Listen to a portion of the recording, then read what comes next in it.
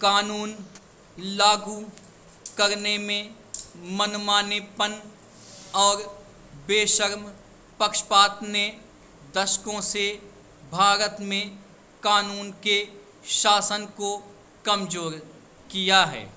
आम लोगों में शिक्षा के प्रसार और बढ़ती जागरूकता के बावजूद राज्य की मनमानी नागरिकों के मूल अधिकारों और गरिमा को अक्सर खतरे में डाल देती है।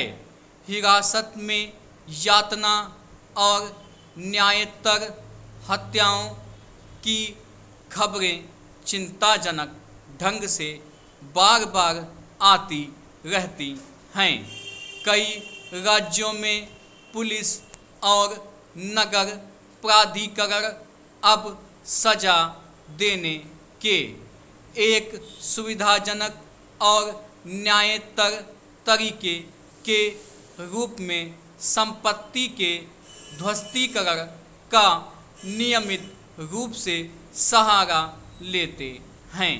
न सिर्फ आपराधिक संदिग्धों के लिए बल्कि राजनीतिक विरोधियों के लिए भी। इस परेशान करने वाले रुझान के प्रसार के मद्देनज़र इस हफ्ते सुप्रीम कोर्ट द्वारा इस चलन के खिलाफ कड़ी टिप्पणी से उम्मीद की एक किरण नजर आती है। Justice A.S.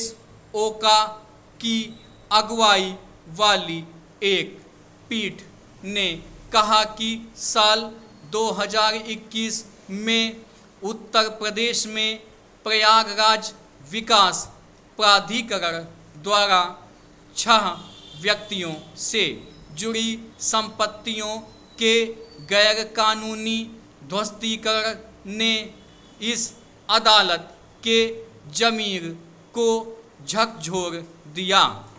अदालत का आदेश इस निष्कर्ष पर पहुंचा कि मकान मालिकों को व्यक्तिगत रूप से या पंजीकृत डाक से कोई नोटिस दिए बिना ही ध्वस्तीकरण कर दिया गया।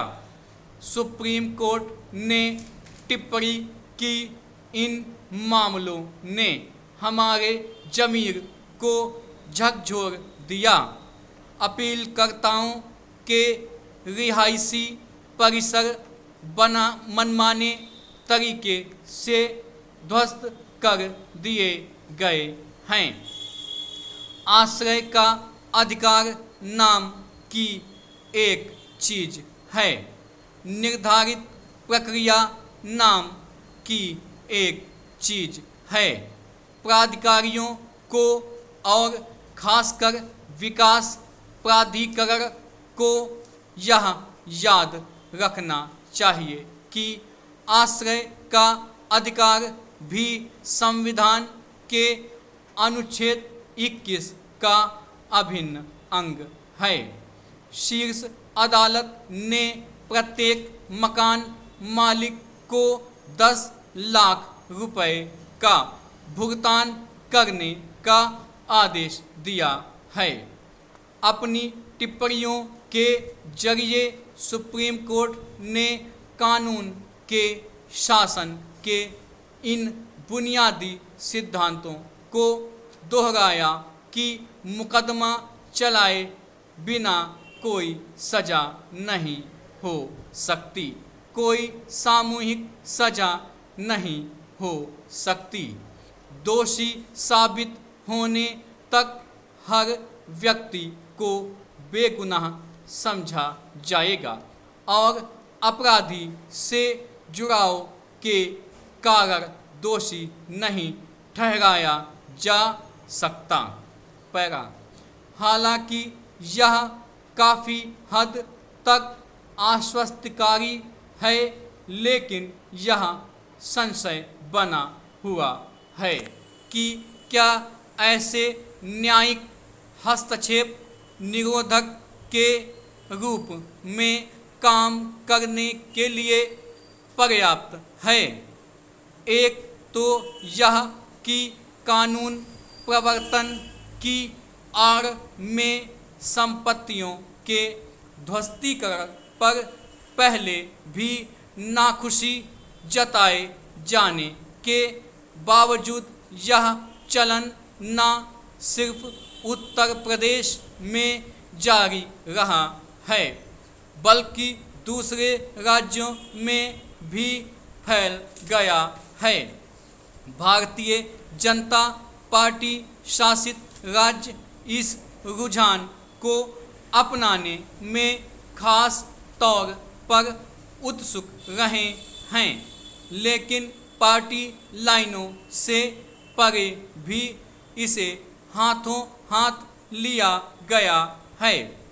उदाहरण के लिए पंजाब में आम आदमी पार्टी सरकार ने ड्रग माफिया के खिलाफ अपने अभियान में एक हथियार के बतौर संपत्ति ध्वस्तीकरण का सहारा हाल में लिया है।